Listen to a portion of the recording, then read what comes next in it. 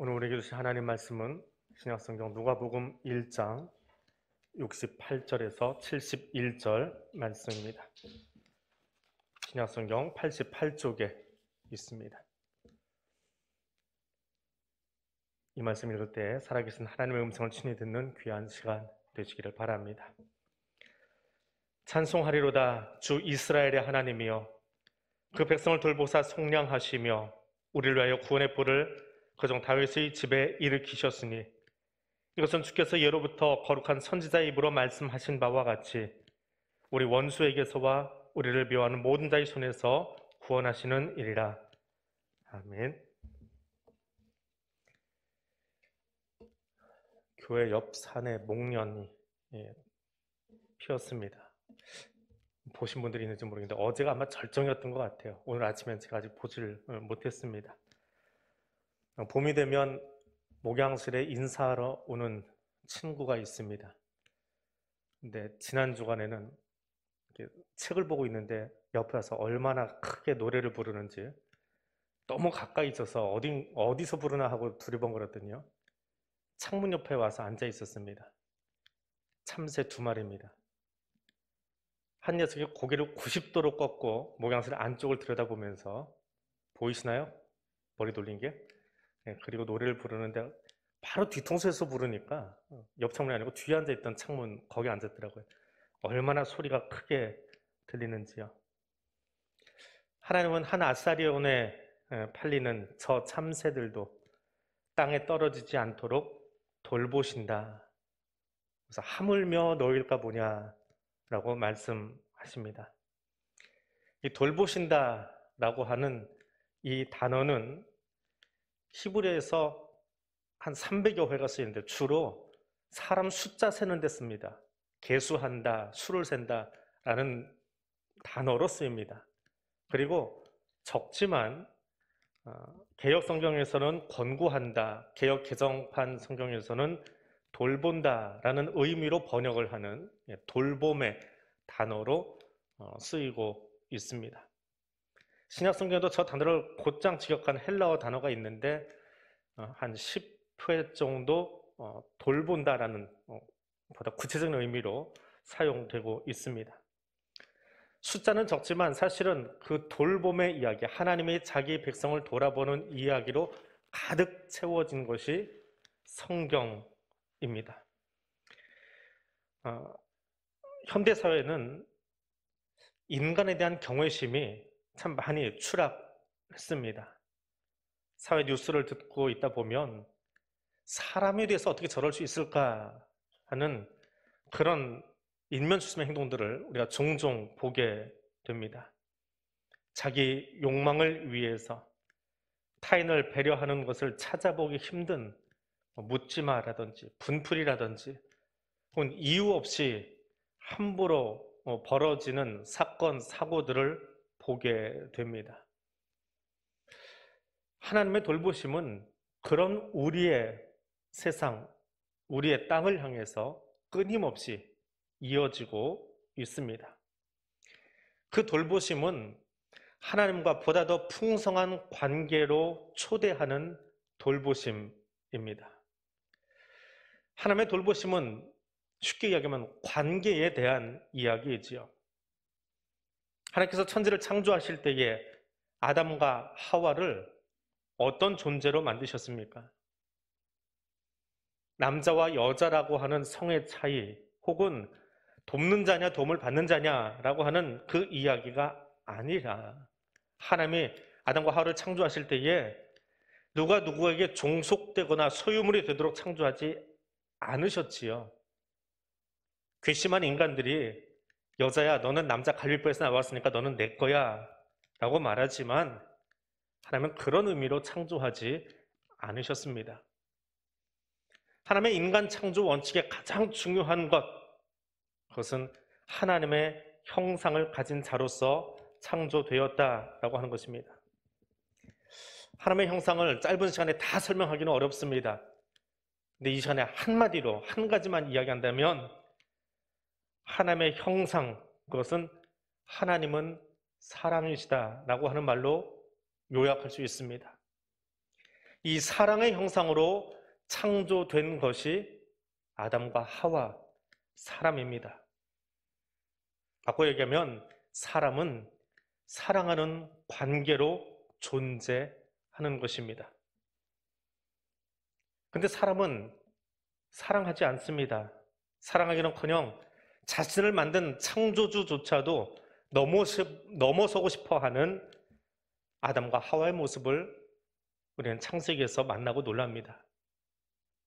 그런 모습을 우리는 어떻게 설명할 수 있을까요? 아담이 정상일까요?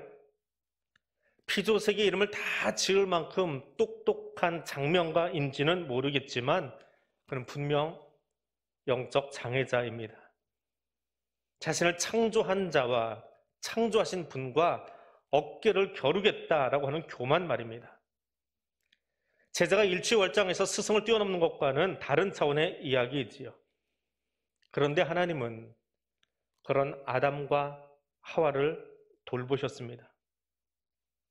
잘못된 생각을 가지고 선악과를 따먹었음에도 불구하고, 그래서 죽은 자들이지만, 선악과를 따먹은 결과로 죽은 자들이지만 그들을 위해서 그들의 고통스러운 삶 가운데로 하나님이 들어와 주셨습니다. 성경 어디를 보아도 하나님께서 선지자로, 예언자로, 사도들로 끊임없이 말씀하시지만 그렇게 말씀하셨기에 이스라엘이 혹은 교회가 완전한 하나님의 나라를 이루었다라고 말하지 않습니다. 그럼에도 불구하고 하나님은 깨어지고 무력한 사람들 속으로 오셔서 곁에 계셔 주셨습니다. 상황이 호전될 가능성이 없어 보일지라도, 더군다나 빛이신 예수 그리스도께서 이 땅에 오셨음에도 그분을 알아보지 못할 뿐더러 십자가에 못 박는 인간들의 그 사회 속으로, 인류 속으로 하나님은 포기하지 않고 찾아와 주셨습니다. 하나님의 돌봄은 끼어진 관계 속으로 들어오셔서 하나님과의 관계를 풍성하게 만드시는 하나님 사랑의 사역입니다. 우리는 그 풍성한 관계로의 돌봄을 받는 존재들입니다. 하나님의 돌봄이 단지 치료가 목적이었다면 십자가는 필요치 않습니다. 병을 고치는 것처럼 우리 생각을, 마음을, 약한 육신을 다 고쳐 놓으면, 완전처럼 만들어 놓으면 그만이겠지요. 그러나 하나님은 말씀을 떠났던 인류가 그 말씀 안에서 하나님의 형상을 회복하기까지 그들을 돌보고 계십니다. 사랑하는 것보다 교만함으로 남을 나보다 아래로 놓고 지배하려고 하는 우리 세상 가운데 오셔서 하나님의 사랑의 관계로, 사랑의 풍성한 관계로 나아가도록 우리를 돌보고 계십니다. 그 풍성한 사랑의 관계, 그 종착점이 구원입니다. 죄로 말미암아 끊어진 그 자리에서 속량받은 자리로, 그리고 감당할 수 없는 하나님의 사랑의 풍성한 자리로 나아가도록 돌보시는 그 은혜를 저와 여러분 지금도 경험 중입니다. 오늘도 이 하나님의 돌보심이 여러분의 삶 가운데 함께 할 수 있기를 원합니다. 두 번째로 하나님의 돌봄은 생명으로의 초대입니다. 치료는 의사가 합니다. 제가 의사가 아니기에 정확하다 말하기는 좀 어렵겠지만 의사는 병원에 들어선 환자에게서 정확한 병명을 찾아내는 데 관심을 갖고 있습니다. 왜? 병명이 정확해야 정확한 진단과 처방과 치료가 이루어지기 때문에 그렇지요. 여기 이 치료는 자격증을 가진 의사를 통해서 이루어집니다. 그러나 돌봄은 다릅니다. 돌봄은 누가 합니까? 힘이 있는 사람? 자격증 가진 사람? 지식이 특출난 사람? 그렇지 않습니다. 돌봄은 누구나 해야 하는 일입니다. 돌봄에는 자격증이 필요치 않습니다. 물론 현대사회는 이 돌봄을 위해서도 복지사라는 혹은 또 다른 여러 자격증을 만들어서 취업의 문을 열어놓고 있지만 성경의 돌봄은 이와는 다릅니다. 돌봄이 필요한 사람이 누구입니까? 혼자 거동하기 힘든 사람이요? 병약한 사람이요? 돌볼 가족이 없는 외로운 사람들이요? 물론 그들도 돌봄이 필요하지요. 그것이 세상의 돌봄이라면 성경적인 돌봄은, 하나님의 돌봄은 이와는 다릅니다. 돌보시는 하나님은 환우가 아니라 죄인을 돌보시는 하나님이십니다. 그러면 하나님께서 죄인을 돌보아 주시면 어떤 일이 생길까요? 그에게 가능성이 열립니까? 죄인이 아닐 수도 있다는 가능성이 열리는 건가요? 그렇지 않습니다. 우리는 가능성이라고는 전무한 존재입니다. 죽을 수밖에 없는 존재, 거꾸로 얘기하면 살 수 있는 존재가 아니라는 말입니다. 생명에 대해서는 희망조차 가질 수 없는 존재가 타락한 인간들입니다. 그래서 하나님의 돌보심이 필요합니다. 그래서 십자가가 필요합니다. 십자가는 구원의 가능성을 열어놓은 것이 아닙니다. 십자가는 죄인인 나로 하여금 새로운 존재로 태어나게 하는 것이 십자가의 은혜입니다. 이전 것은 지나갔으니 보라 새 것이 되었도다. 이것이 하나님의 돌봄의 역사입니다. 자격조차 없는 죄인에게 주어진 하나님의 은혜가 돌봄입니다. 사람들의 돌봄은 힘들고 어려운 것, 혼자 식사하기 힘든 것, 혼자 거동하기 힘든 것, 외로운 사람에게 친구 되어주는 것, 어쩌면 최소한의 기초적인 생활을 할 수 있게 하는 것이라면, 하나님의 돌봄은 천국 백성의 자격조차 없었던 우리에게 하나님의 자녀로 살 수 있도록 새로운 모습으로 태어나게 하는, 전혀 다른 생을 살게 하는 것, 그것입니다. 하나님의 생명으로 초대하는 것이 하나님의 돌보심입니다. 그럼 그 십자가 은혜를 경험한 사람들은 어떤 모습으로 살아갈까요? 간단하게 확인해 볼 수 있습니다. 교회 밖에 있는 사람들, 길 걷는 사람들에게 물어보십시오. 하나님이 어떤 분인지, 예수님이 어떤 분인지, 그들을 어떻게 부르고 있는지 물어보십시오. 그리고 지금 여러분 옆에 앉아있는 사람에게 한 번 더 물어보십시오. 하나님을 어떻게 부르고 있느냐고, 예수님이 어떤 분이냐고. 그것이 하나님의 은혜 안에 들어가 있는 사람과 밖에 있는 사람들의 차이점입니다. 생명의 돌봄을 받은 사람들은 창조주 하나님을 향하여 하늘에 계신 아버지라고, 나의 아버지라고, 아버지라고 부르는 특권을 누리며 삽니다. 이것이 돌봄을 입은 사람들의 모습입니다.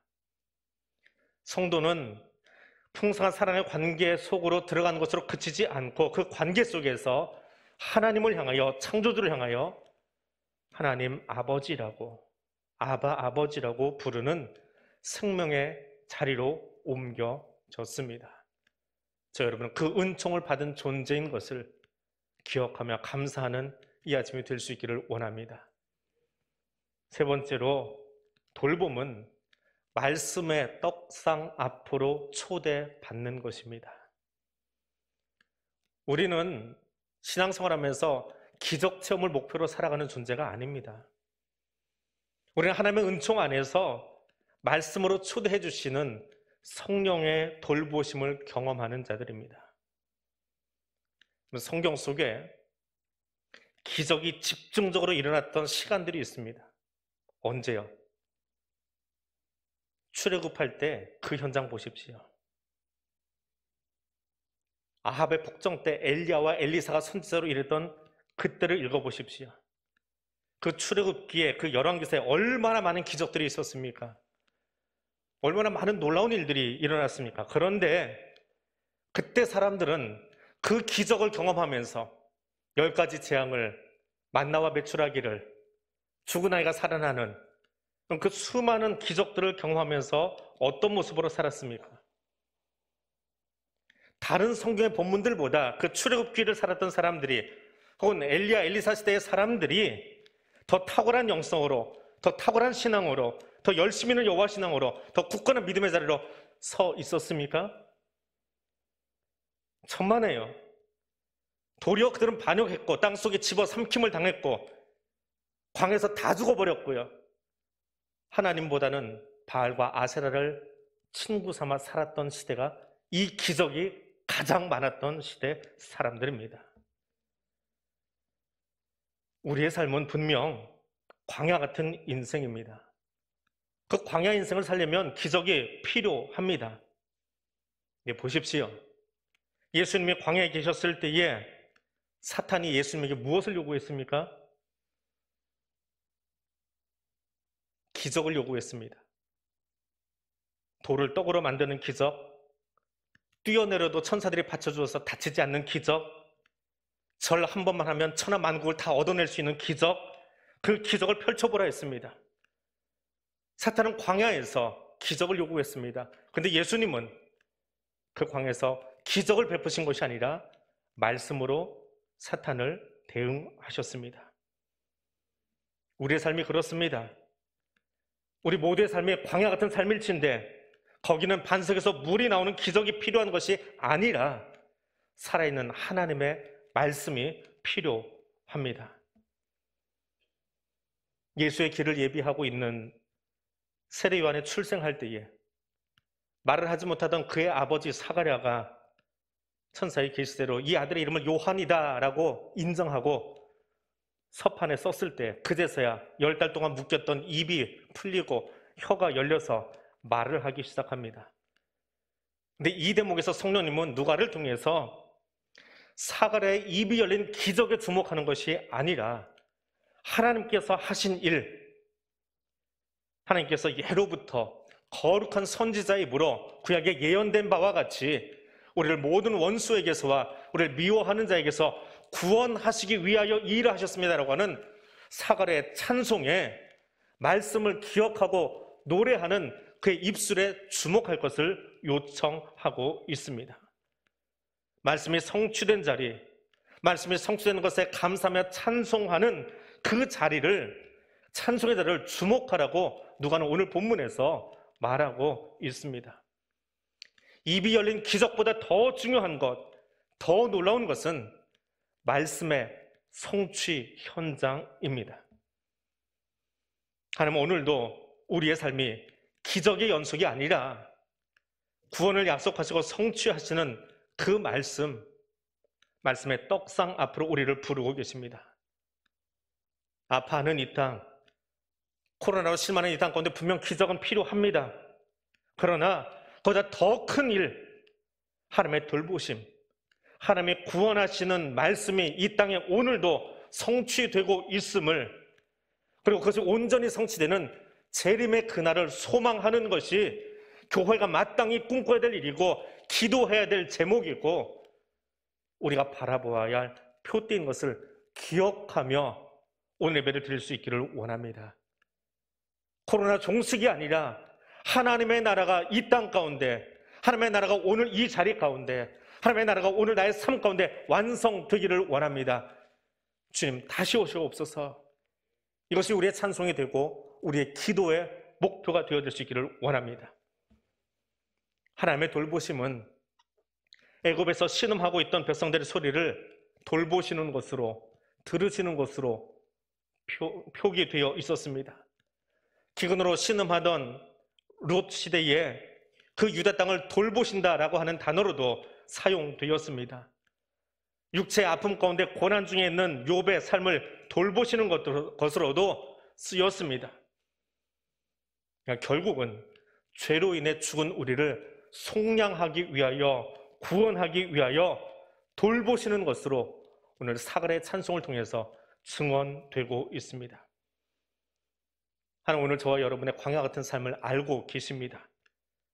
분명 하나님은 거기서 우리가 부르짖고 있는 그 아픔의 소리를 외면하지 않으시고 들으시고 돌보시기 위해 찾아오십니다. 그 돌보심은 출애굽기에서도 룻기에서도 지금도 진행형입니다. 자격 없는 우리에게 감당할 수 없는 사랑의 풍성함으로 말씀의 식탁으로 초대하시는 그 하나님 만나시기를 바랍니다. 하나님의 돌보심으로 우리의 약함과 힘겨움이 치유되어지고 회복되는 은총이 여러분의 삶에 가득하기를 축복합니다. 무엇보다 그 하나님의 약속이, 그 돌보심이 주님 다시 오시는 그날까지 그치지 않고 임마누엘로 오늘도 나와 함께함이 은혜임을 고백하며 구원의 감격 속에 끊이지 않는 찬송을 계속하여 올려드릴 수 있는 저와 여러분의 삶이 되기를 소원합니다. 기도하겠습니다. 돌보시는 하나님, 은혜 받을 자격 없는 죄인을 사랑하셔서 예수 그리스도를 이 땅에 보내주시고 성자 하나님 예수의 십자가 은혜로 하나님의 풍성한 사랑의 관계 속으로 초대해 주심을 감사드립니다. 우리로 창조자 하나님을 아버지로 부를 수 있도록 허락하신 하나님, 사순절 5번째 주일을 지나며 오늘도 말씀 앞으로 나아갑니다. 구원의 복된 말씀 앞에 감사와 영광을 하나님께만 올려드립니다. 말씀을 통해 주시는 구원의 감격이 우리 안에서 그치지 않는 찬송으로 올려지도록 성령 하나님 우리를 이끌어 주시옵소서. 예수님 이름으로 기도드립니다. 아멘.